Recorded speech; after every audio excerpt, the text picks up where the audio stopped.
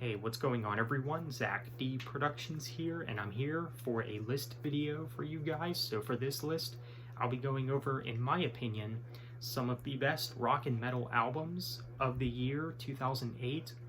Now 2008 I don't think was one of the best years for music of the 2000s, but there have been some pretty good albums to come from that year. So I want to briefly go over some of those albums.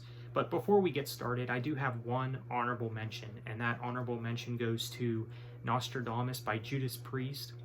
Now, the only reason it's an honorable mention is because, well, it is Judas Priest, and they're legends, of course, and I do think that this is one of Judas Priest's weakest albums, and I think many fans can agree with me on that.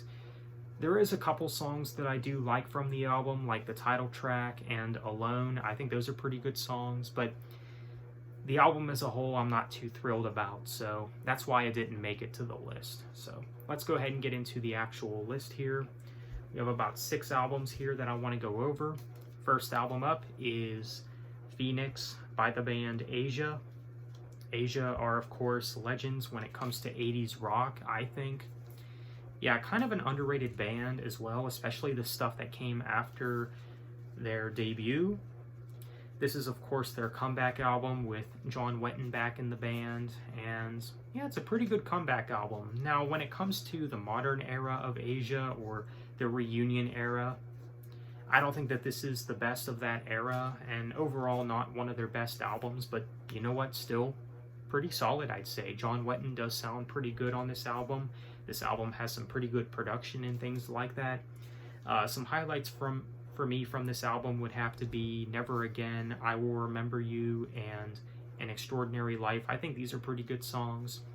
But yeah, Phoenix by Asia, pretty good, even though it's not one of Asia's best. Next, we have Overcome by All That Remains. And this is, I think, one of All That Remains' best albums. This is probably my second favorite from the band. It's either my second favorite or my third favorite, but either way, I think that this is easily one of their best. I'm not sure how popular that opinion is because, yes, they did go a little more commercial on this album, a little mainstream sound-wise, but, you know, I still think the album is pretty solid for what it is. You know, some of their best tracks, I think, are on this album, especially the song 2 Weeks. This was actually my first All That Remains song as well, and I think it's a great song, actually, but yeah, some other highlights on the album would have to be Forever in Your Hands, Days Without, and a song for the Hopeless, I think, is kind of a unique song on the album. But yeah, you can maybe say that this is one of All That Remains' more unique albums in their discography.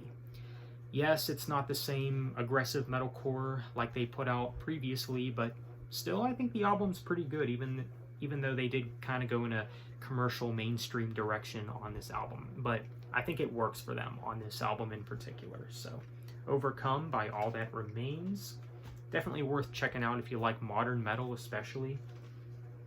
So next we have Shogun by Trivium.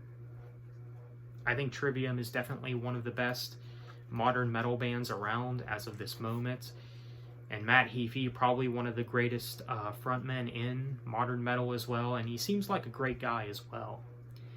This is probably their best album as well, and I know a lot of fans can agree with me on that, and I'll tell you why I think that. Because this album basically combines everything that Trivium does right, I think. This album isn't just metalcore, it isn't just thrash, you know, because, well, I think a lot of us can agree that The Crusade, which was the previous album, is probably the closest that they've gotten to thrash. If not, it is thrash. And yeah, there is still some of that on this album, and it does work, but, you know, you still get some metalcore on this album as well, some more metalcore sounding stuff here as well.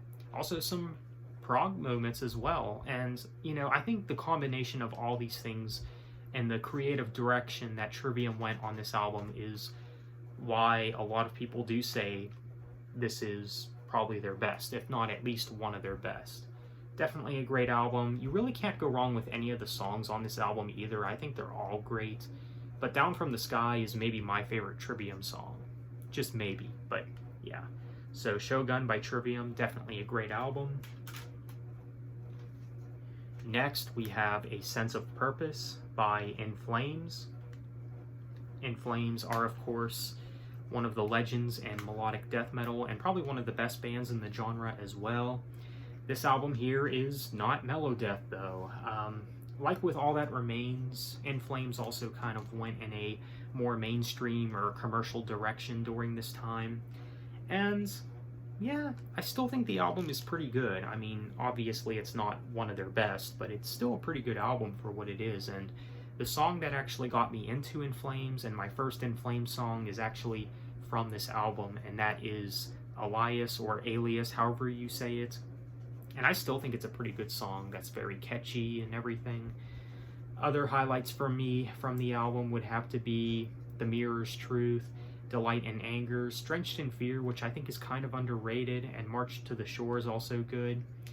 But yeah, I did notice that the second half of this album especially has some underrated tracks. Yeah, there's some pretty good songs on the album for sure.